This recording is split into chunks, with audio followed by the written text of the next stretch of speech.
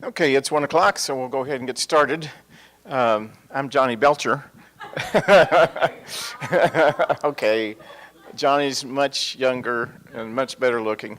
Actually, Johnny was supposed to be in charge of the presentation, but his dad has been in the hospital, and so our thoughts and prayers are certainly with Johnny. But I got a text from him 15 minutes ago, and his dad's back home now, but they still have a struggle. So again, if you're so inclined, I'm sure that Johnny would appreciate that.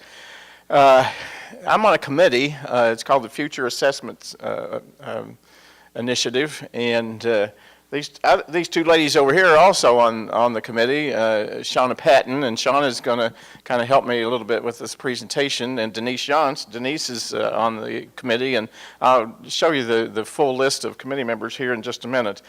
But the Future Ready initiative was something that was started by KVAC, and when Jeff talked with us, he said he wanted us to learn more about, to know more about assessment and accountability than anyone else in the world.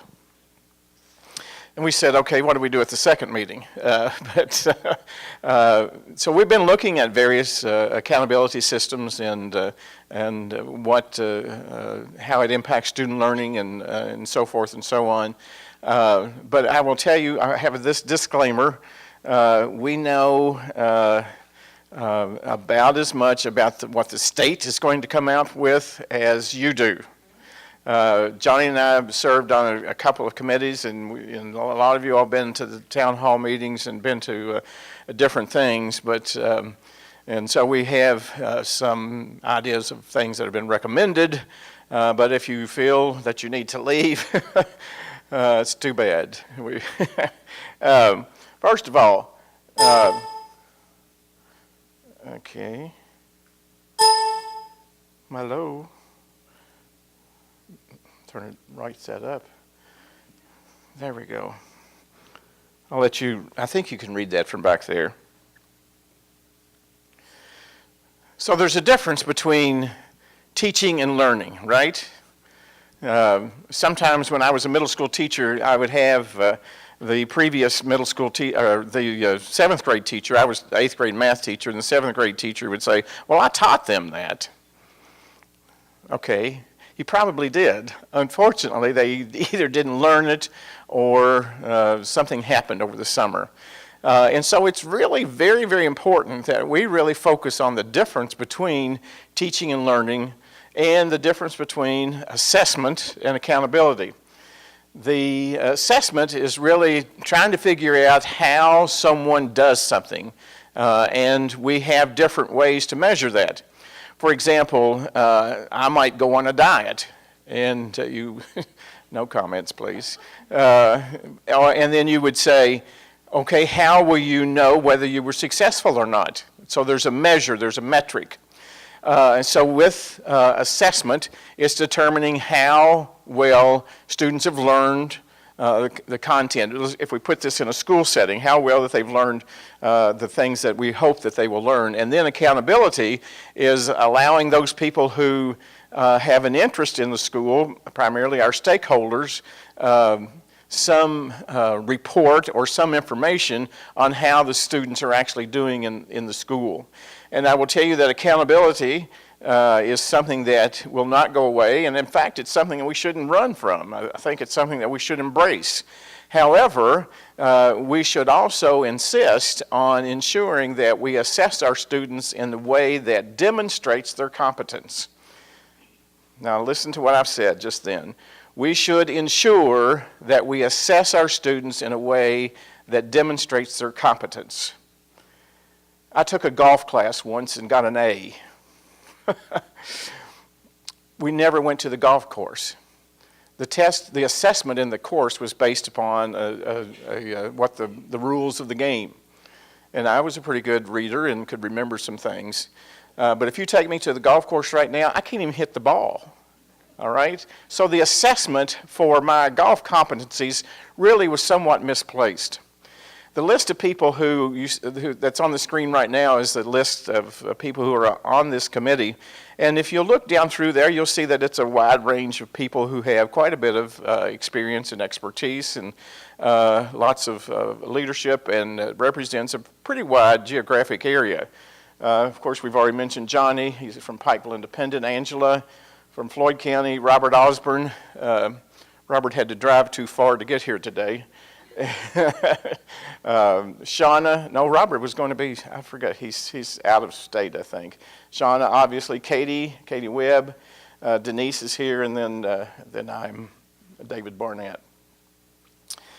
Johnny and I have been served on a couple of committees that, as I just mentioned, and so one of the things, or some of the things that have been mentioned or recommended by the committee that Johnny is on, is that for the assessment model, that the growth factor would still be a part of that. And growth can be measured in lots of different ways. You can be measured against yourself. This is where I was at the beginning of the year, and this is where I am now. Or this is where I was last year, and this is where I am now. Or we could have a class or a school that is measured against a school that is very similar demographics. So this school, School A and School B are very similar in demographically, and so there's a comparison made to see if the expected growth is more or less. Now, one of the things that the commissioner is really not fond of course, is this comparison of schools and school districts and so forth and so on.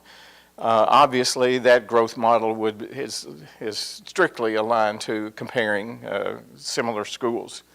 And then the categorical, again, would be comparing students of different categorical groups, demographic groups, to see how they're doing. The next thing, which I thought was really interesting, and I mentioned it to someone this week, and they said, we've not heard that mentioned again, but that was in order to cut down on the assessment, the length of the assessment, that there might be an attempt to assess more than one content area with a single test. For example, social studies, writing, and reading might be assessed with a single test, which is kind of an interesting concept. It goes back to reading in the content area, I think. And then having a growth factor for kids at the high school level is really difficult, because if you think about the different experiences that students have at the high school, it's pretty difficult to compare students that have had such a wide variety of experiences there. However, it's kind of what many do already. The group that I'm in, there was a lengthy discussion about the entrance and exit criteria to get into a focus school or to a priority school, and that sometimes a very small number of students can kind of bump you over the edge. And also, the larger schools represented there were saying, you know, we have kids in every category, and so we have to meet all the criteria for all the different criteria, whereas you have to have at least 10 students in a subpopulation in order to count that, and so smaller schools often do not have to meet those particular criteria. And so there was some discussion about making that a percentage rather than a number. However, I don't think statisticians will let you get by with that. Dashboard and ESSA requirements. You know, the thought of a dashboard, I asked Kelly Foster, I said, Kelly, if we go with the dashboard, how's it going to be different than what's in the report card? And she said, well, I think there's one thing that's different in there. So, you know, a rose by any other name would smell as sweet. So a dashboard might make it easier to read, but I can tell you that the Ledger Independent will still rank the schools, okay? And many of us would probably do the same thing. We've already talked about the third bullet there and the fourth. So the purpose of our group, again, is we want to build the capacity amongst the regional educators so that they are able to develop multiple methods of assessment that include personalized assessment. Now, we do a lot of things with personalized learning. In the old days, we used to call it differentiated learning. Now it's personalized learning. And so we are getting into that, especially at the elementary level. We have personalized learning or differentiated learning, not so much at the high school. However, there are some initiatives out there, summit schools that KVEC is sponsoring. You may have some of those schools in your, some of those teachers doing the summit schools program in your school. And so we're seeing how is it working. If you want more information about that, just go to Google Summit Schools Personalized Learning, and it's a program sponsored or that has as its foundation the folks who did Facebook. So our theory of action, and this is the assessment group. Now, some of you there in the back, I went back there earlier and I couldn't read that. I know that your eyes are much younger than mine, but I'm going to read it to you anyway. If the PAN researches and identifies PAN, Professional Action Network, all right? And so we're the Assessment Professional Action Network. If the PAN researches and identifies promising practices and multiple methods of assessment for learning and designs opportunities that administrators and teachers can learn from in face-to-face regional and local gatherings and media, then teachers will be able to create an environment of personalized learning and assessment that maximizes student success so that students will be able to have the opportunity to experience deeper learning in multiple methods to demonstrate their competency. You know, as a teacher, I had one assessment almost 99.9% of the time. I might have differentiated my instruction, but when I started measuring, especially the summative measurements that I used one assessment. And is that really the right thing to do? Is that really the fair thing to do? It's not an easy thing to do, however, personalized assessment. Real briefly, some of the things that are going on in other parts of the country, I know that you can't see that back there, or you can't see the writing, but achievement indicators by state. So in the upper left-hand corner, that's English language arts. What states use English language arts? Well, virtually all of them use English language arts. On the upper right-hand side, mathematics. So you see almost all states use mathematics. Next is writing. You can see we're there with writing. Kentucky is. Science is the green there. So you see that Kentucky is green. And social studies. So you can see that we use all of those areas to measure student achievement. And it varies throughout the country what other states do. In fact, if you look at what's going on in the other states, there are 3 states that have less than 5 indicators, and there are 2 states that have more than 20 indicators of student achievement. Wouldn't you love to live there? I wish I looked that up before you asked that question. I don't know. I'm sorry, but if you Google "making the grade," that booklet is available online, and it's kind of interesting. So, what assessment factors are used? Achievement is used primarily everywhere. Achievement in the variety of areas. Student growth. All right, and in the upper left hand, that's student growth in English language arts. Now, there's a difference between your score in English language arts and your growth, right? Okay. Growth measures two different times. Using English language arts for accountability, you only have one score. Mathematics, growth, you can see Kentucky does that. Then there are some that, well, no one does it in writing. Science, there are a few states, and in social studies, there are a few states that use student growth as a part of their accountability system. Here is a real interesting part of the some states' accountability system, and that is English language acquisition. In other words, you have English language learners, and how are they doing as far as getting better with the language.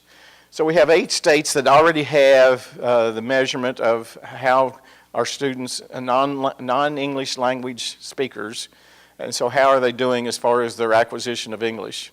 So we have 8 states that are doing that. Guess what? That's a part of the new law, okay, at the federal level, to measure the acquisition of English. Some states have early warning indicators. In the upper left-hand corner, that's attendance rates. So if kids' attendance rates start to go down, then there's an early warning component. Chronic absenteeism, you can see those in the upper right-hand corner, and then on track to graduate. This is just a real brief 4 bullets about what's in the new law. Student achievement in English, language arts, and mathematics, so that's nothing new, right? A second academic indicator such as growth in either ELA or mathematics. English language acquisition. How are your non-English speaking students, how are they doing as far as the acquisition of the language? Graduation rates, which take the place of a second academic indicator for high schools, and then at least one measure of high school quality of student success. Now, if you've been following the papers, you know that we're in an interesting position because our current commissioner is ruffling some feathers at the department federal level, and so will be interesting to see who blinks first. Or they may just hold the check, I don't know. The difference between assessment for learning, for learning and assessment of learning. It almost gets at the formative versus summative kinds of thoughts. I'm going to take you back 42 years here and introduce you to 7 students of mine. This is Rover, okay? Rover loves solving problems, but often got sidetracked. Sam was Rover's first cousin. He was quiet and loyal. Mike, who's a team player and class clown, should have named that one David. Paul, academically the most talented of all my students. This was Paul's cousin, a follower. He wanted to please. And then Frida, she stayed to herself, seemed to pay attention, but didn't do well on assessments. And finally, Erwin was a blocker on the football team, and it was tough to get him to stay focused.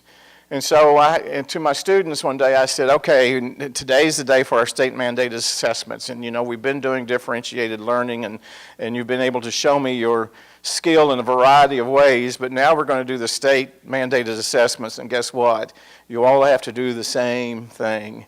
Now, you've probably seen this cartoon before, but I think it's a real powerful thing because for a fair selection, everybody has to, the same exam, please climb the tree. Okay?